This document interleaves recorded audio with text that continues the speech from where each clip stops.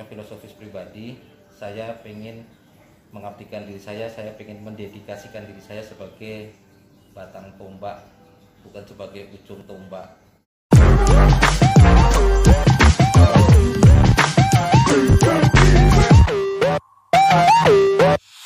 Berarti Bapak udah pernah kejadian di beberapa tempat loh. Itu di mana aja, Pak? Tidak. Oh, tidak. Saya itu kalau boleh cerita, saya sesungguhnya tidak terlalu berminat jadi kajari. Karena passion saya sesungguhnya saya lebih suka bermain di belakang layar.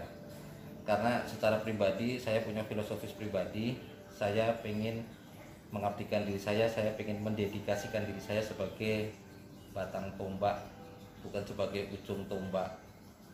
Karena apa ya, boleh semuanya berlomba-lomba berkejaran pengen sebagai ujung tombak, tapi kalau semuanya jadi ujung tombak, tidak mau ada yang mikiri sebagai batang tombak, bubar organisasi ini. Itu satu, Pak. Jadi saya yang pengen mikirkan hal-hal situasi di posisi di belakang, karena sesungguhnya saya selama ini lebih banyak kerja di belakang layar, memang sebagai konseptor, sebagai ya apa namanya, bukan pengambil kebijakan. Kita memberikan pertimbangan-pertimbangan ketika sebuah proses kebijakan itu akan diputuskan oleh pimpinan. Itu dulu tugas-tugas saya di situ. Jadi sesungguhnya kalau kita dalami filosofis yang saya itu, sebagai batang tombak itu sebenarnya lebih strategis daripada sebagai ujung tombak. Karena coba bayangkan, Pak, logikanya ujung tombak itu tidak akan mencapai sasaran sebagaimana yang diharapkan oleh user itu kalau tidak diarahkan oleh batang tombak. Coba Mbak pegang ujung tombaknya doang terus dilemparkan ujungnya, itu sudah nggak ngaco gitu. Tapi kalau dengan batang tombak itu bisa mau jarak seberapa, mau di atas mau di bawah itu. Jadi sesungguhnya kita lebih itu. Namun demikian, karena pimpinan mengatakan bahwa ini step yang harus dilalui, step yang mau tidak mau harus dicoba, supaya kemudian ketika kita nanti sebagai apa ya istilahnya, perumus kebijakan di belakang layar tadi itu, kita punya pengalaman yang lebih membumi lagi, karena kita sudah pernah mengalami kondisi nyata. Jadi kalau karir saya selama ini, saya pernah di Biro Hukum itu di bagian penyusunan perancangan peraturan perundang-undangan, Pak. Kerja saya sama DPR itu bikin undang-undang macam-macam, termasuk undang-undang narkotika segala macam itu. Kita ikut tim yang termasuk di situ. Saya ikut nyusun KUHP, KUHP sampai studi banding kemana-mana. Kemudian juga saya sebetulnya waktu itu saya di Kejaksaan Agung lama di tim pemburu koruptor, Pak. Itu juga tidak pernah kelihatan di permukaan. Kita keliling, saya nyari Joko Chandra itu sudah jadi tahun 2012 di Papua Nugini. Jadi kalau sekarang lagi ribut Joko Chandra, saya sudah 2012 sudah nyusup ke Papua Nugini sana gitu. Dan kebetulan saya kemarin sempat karena ya kita sering berkeliaran di luar itu, saya kemarin sempat jadi atase di Hong Kong itu.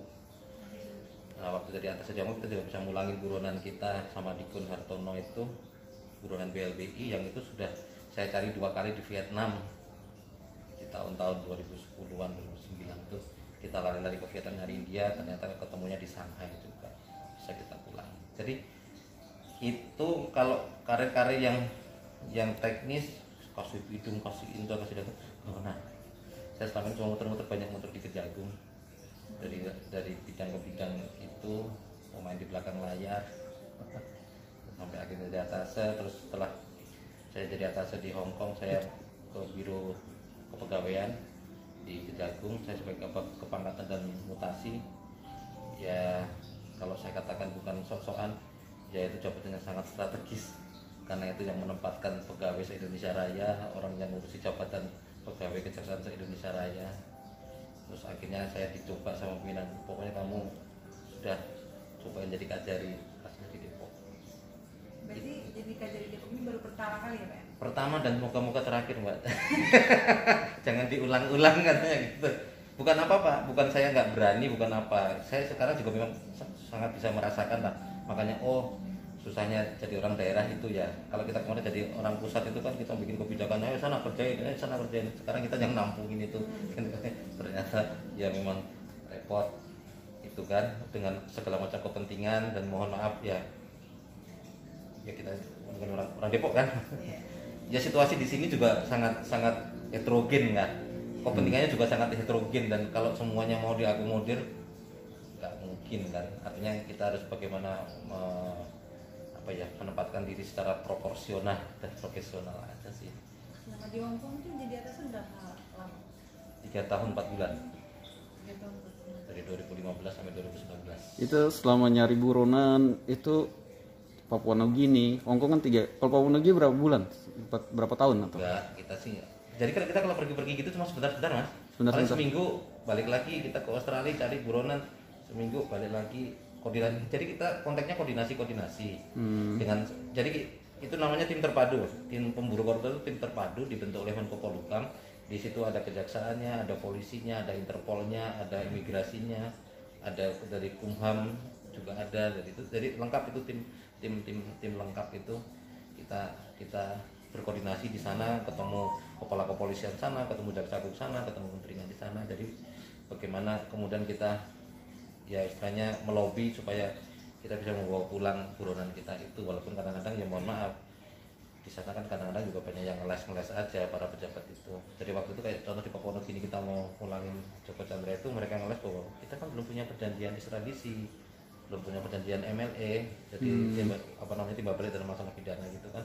Ayo kita bikin perjanjiannya dulu, kita bikin perjanjian, kebut sampai kalau waktu itu Pak SBY kalau misalnya yang sana, terus tanda tangan juga di sana, itu selesai tanda tangan ya udah ada apa-apa juga, sampai akhirnya malah ketangkap sendiri dibawa ke sini. Banyak hal lah, ketika kasus sama Diko juga seperti itu juga kan, kita dapat info dia buka perusahaan Fuji Film di Vietnam, kita kejar ke sana, kita cari infonya, kita kerjasama dengan apa sana juga sama jawabannya, kita belum punya perjanjiannya, kita bikin perjanjian kan ya nggak ngomong apa juga, kita tekan aja.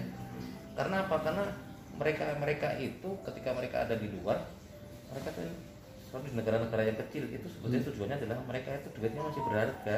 Mereka investor utama, mereka bisa buka perusahaan banyak di sana. Joko Chandra itu kalau di Papua Nugini bisa duduk samping Perdana Menteri kalau acara-acara kenegaraan itu, artinya bagaimana pengaruhnya dia sudah luar biasa kan. Jadi kalau kita mau ngambil begitu aja, mereka kehilangan investor utama kan, bisa collab, itu aja sih. Jadi susah senangnya nih Pak jadi kejari kayak gimana Pak? Jadi kejari. Ya, kalau jadi Kajari, kalau yang pasti kita senangnya kita belajar leadership, Mbak. Karena itu saya katakan, kalau selama ini saya juga jadi punya anak buah banyak juga. Saya nggak kalah. Saya di sini anak buah saya sekitar 80, kalau pegawainya, kalau sama honorer ya sekitar 100. Saya di Biro Pek juga pegawai juga sampai 100-an juga. Sama sih, cuma sisi leadershipnya kalau di sana kan sangat homogen, pekerjaannya homogen. Jadi tidak terlalu banyak kepentingan macam-macam, jadi gampang diarahkan kan. Begitu di sini dalam sebuah satuan kerja berbagai macam seksi kan, artinya kan ada di sini kan ada Kasubag-Bin, ada Intel, ada Pidum, ada Pitsus, ada Datun, ada itu juga sangat heterogen. Kemudian kalau di sana di tempat-tempat yang pernah saya alami itu tidak terlalu banyak berhubungan dengan masyarakat luas. Kita di sini kan ketemu masyarakat segala macam lapisan, segala macam kepentingan, segala macam apapun lah. Itu kan artinya ya di sini langsung mau yang wartawan, LSM, orang Pemda, mau polisi, mau kode, mau apa segala macam, semuanya itu stakeholder yang memang harus kita apa ya istilahnya, kita rangkul sama-sama untuk bersinergi kan. Karena kita nggak mungkin hidup kayak orang di apa di Menara Gading yang orangnya seperti itu. Jadi ya senangnya kita jadi punya kesempatan tadi itu untuk mengasah leadership tadi, walaupun tujuan utama saya bukan untuk menjadi ujung ditombak, tapi ya justru untuk memperkuat ketika nanti saya harus kembali ke kitohnya, saya ingin menjadi sebuah batang tombak itu tadi. Nah kalau senangnya itu artinya sukanya itu kita diberikan kesempatan kan sama pimpinan untuk bisa memberi mengasah leadership. Tapi kalau susahnya sebetulnya ya nggak terlalu ada sih kalau kita nggak mau rasakan kan. Kalau itu kan sudah bagian dari konsekuensi tadi kan, dengan heterogen tadi tentunya kita harus lebih bijak, kita harus lebih sabar itu. Cuma kan kalau enggak ya darah tinggi kita nanti kan, kita banyak kepentingan, banyak orang, banyak masalah, banyak itu segala macam. Jadi kita kalau saya katakan susahnya ya kita rasakan saja lah, tidak perlu diucapkan. Itu menjadi sebuah proses pendewasaan diri saja. Sebagai, kalau saya katakan susahnya di sini itu kita anggap sebagai obat saja. Jadi kalau obat itu kita minum, insya Allah kita jadi lebih sehat. Itu aja sih. Karena kalau apa itu kita keluhkan, kita stres kan gimana mbak. Jadi saya pola itu ya paling dengerin musik Cina gitu kan, mau Imlek kita dibuat lebih fresh, lebih. Ini Pak, sebenarnya kan masyarakat ini belum terlalu banyak lah, mungkin banyaknya belum ada yang terlalu kenal dengan Bapak. Bapak itu sebenarnya lahir di mana dan kelahiran tahun berapa Pak? Saya numpang lahir di Jawa Timur, numpang lahir saya di Magetan. Karena kebetulan kalau asli saya sebetulnya orang Jogja, cuma karena numpang lahir di sana karena orang tua saya itu angkatan udara. Saya lahir tahun 74. Jadi sekarang sudah 46 menjelang 47 ya. 47. Karena kebetulan memang saya berasal dari keluarga besar angkatan udara. Bapak saya, kakak saya, adik saya, istri saya pun angkatan udara. Semuanya. Apa ya Pak? Pesan-pesannya apa buat kedepannya, mungkin mau naik jadi apa atau kayak gimana? Kalau saya selama ini kalau terkait dengan karir, saya sih mengalir aja. Semua serahkan sama yang maha kuasa dan yang berkuasa. Jadi semuanya alhamdulillah selama ini ya semuanya baik-baik saja. Dan kalau sekali lagi bukan maksud saya bersombong, apa yang saya sampaikan itu sudah saya buktikan. Selama ini saya tidak pernah ngejar-ngejar jabatan, saya tidak pernah berambisi jabatan apapun. Tapi ternyata itu tadi, ketika kita pasrahkan semuanya itu kepada yang maha kuasa dan yang berkuasa, artinya kita kerja yang baik, kita berdoa yang baik, insya Allah faktanya seperti ini. Maksud saya gini, saya di satu angkatan saya masuk kejaksaan tahun 99 itu ada 200 orang. Kalau dari sisi misalnya pangkat saya 4B, itu saya sudah orang nomor 1 di angkatan saya, naik 4B. Gitu kan. Walaupun di awalnya saya bukan siapa-siapa, saya posisi bukan yang di depan, saya masih nggak di belakang juga sih, di tengah-tengah lah gitu kan. Tapi saya bukan orang-orang yang rombongan awal lah istilahnya gitu kan. Tapi di suatu tikungan tertentu saya bisa overlapping semua teman-teman saya yang sudah melaju duluan. Jadi sekarang dalam posisi saya sebetulnya agak sedikit ngerem karena sudah kecepatan Mbak. Itu kalau kita bicara jabatan, sekali lagi saya tidak pernah, bukan tipe orang yang, mohon maaf, kita ada budaya Indonesia Timur, budaya ketimuran orang-orang Indonesia itu kan kita harus sowan, kita harus pokoknya baik-baik. Nah, saya tidak pernah sowan, saya nggak pernah itu. Tapi saya diberikan pekerjaan apapun sama pimpinan, pasti akan saya berikan pelayanan pekerjaan hasil yang terbaik. Dan itu yang kemudian dilihat sama pimpinan, dan sampai hari ini ya alhamdulillah kita masih dapat kepercayaan. Saya walaupun duduk di Depok, kadang-kadang saya masih mengerjakan pekerjaan-pekerjaan di Kejaksaan Agung. Di awal-awal kemarin saya masih bikin surat edaran lah, apalah segala macam, bikin pendapat hukum lah segala macam untuk pekerjaan di Kejaksaan Agung, karena ya pimpinan masih percaya dengan hasil pekerjaan kita. Tuh, jadi kalau sampai hari ini ngalir aja. Saya nggak punya cita-cita mau jadi apa. Kalau mau lebih ekstrim lagi, wong saya dulu sejak kuliah Fakultas Hukum saya juga nggak pernah punya cita-cita jadi jaksa atau hakim. Jadi kalau sekarang saya masuk kejaksaan itu adalah tersesat di jalan yang benar. Karena bukan cita-cita, gitu kan. Saya tidak, ya dulu karena saya tidak pernah kenal dengan kejaksaan tadi, saya tidak punya keluarga kejaksaan, sehingga tidak tahu kejaksaan itu ngapain aja. Dalam benak saya dulu pun tahunya jaksa itu ya hanya masukin orang ke penjara itu, hakim juga sama masukin. Makanya dulu saya nggak mau, dan saya pun ngambil jurusan nggak pidana perdata, saya ngambil jurusan tata negara. Saya S2 pun ngambilnya ilmu politik. Tapi ternyata ya itu tadi, tanpa saya rencanakan, tanpa saya kondisikan, garis tangan lah yang berbicara.